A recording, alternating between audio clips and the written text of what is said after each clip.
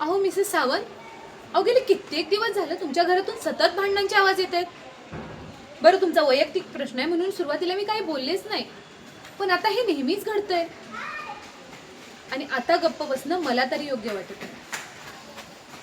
अहो काय चाललंय, आपण एका सोसायटीमध्ये राहतो, आपल्या आजूबाजूला लहान मुलं, वयस्कर मंडळी आहेत, त्यांना त्रास होतो ह्या गोष्टीचा, याचं तरी भान पाहिजे तुम्हाला.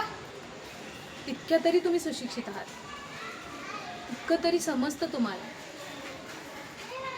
हे पहा मिसेस सावंत, तुमचे वैयक्तिक प्रश्न आणि तुमच्या खाजगी गोष्टीमध्ये हस्तक्षेप करण्याचा मला अधिकार नाही. तरी सुद्धा सांगते, अहो घर म्हणजे केवळ चार भिंती नव्हे, घर म्हणजे घरातील माणसांनी एकमेकांना समजून घेणं. अहो तुमच्याही घरात लहान मुलं आहेत, तीही याच वातावरणात वाढतायत.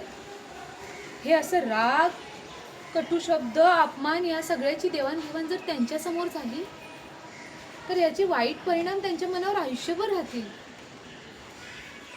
हे पहा, तुमची शेजारी म्हणून मी एकच सांगते, संवाद थांबला ना की नाती तुटायला वेळ नाही लागत हो. दोघे व्यवस्थित बसून एकमेकांशी बोला, कदाचित अजूनही खूप काही वाचू शकतं. शेवटी तुमचं घर सांभाळणं तुमच्याच हातात आहे.